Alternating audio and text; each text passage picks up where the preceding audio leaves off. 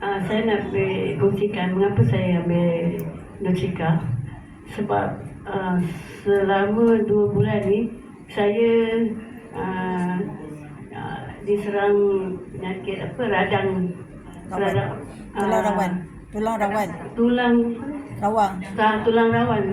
Jadi saya tak boleh berjalan selama 2 bulan ya. Tak boleh berjalan, naik wheelchair? Tak boleh jalan. Guna wheelchair? Guna wheelchair selama 2 bulan. Saya ni sebenarnya kuat berjalan. Tapi bila dah 2 bulan duduk dekat wheelchair, susah hatilah. Sebab saya selalu hantar anak saya, cucu saya pergi sekolah. Saya bawa kereta sendiri. So 2 bulan tu tak boleh nak bawa kereta? Tak boleh lah. Sebab cuti sekolah kan. Jadi saya disarankan oleh Puan Zarina untuk Abah, kawan saya seorang lagi tu Kak Su, dia suruh saya makan Nutrika. Jadi saya pun cubalah makan juga.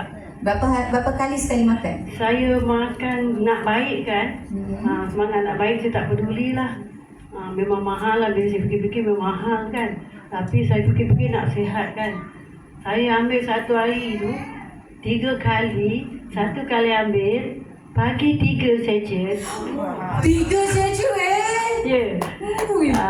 Pagi 3 sachet, tengah hari 3 sachet, dan malam pun sama juga. 9 sachet satu hari. Ya. Jadi saya nak baikkan, tapi dalam masa 1 hari setengah aja habis kan. Tapi alhamdulillah hari yang kedua tu saya dah rasa tidaklah okey kan, dah rasa perubahan kesembuhan. Jadi kaki saya yang tak boleh begini sekarang boleh gini. Dulu tak boleh sembahyang pun duduk kursi. Jadi saya bila rasa macam tu saya bertambah semangat lagi. Saya makan hari-hari sebanyak 4 kotak.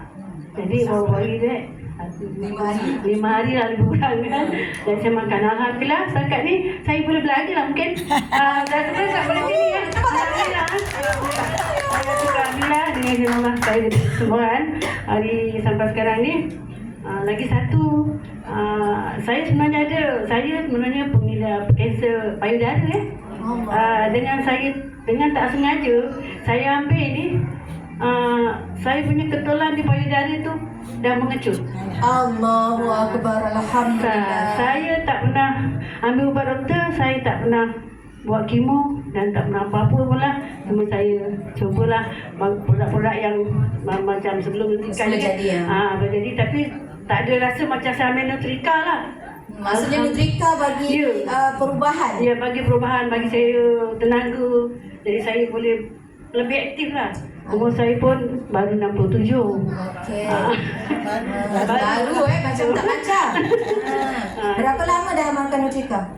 Makan Nutrika ni kalau ikutkan saya masuk Nutrika ni lama, tapi yang saya makan benda-benda ni baru ni lah. Baru ni? Maksudnya betul-betul makan ni yang sampai boleh berdiri baru-baru ni lah? Baru ni lah. Allahu Akbar. So bukan yang sebelum ni saya makan suka-suka hati je lah. Dia makan tak apa gitu. Tapi sekarang memang saya konsisten betul-betul. Memang saya percayalah dengan Nutrikanya. Selain daripada dia beri kesihatan kepada kita ya.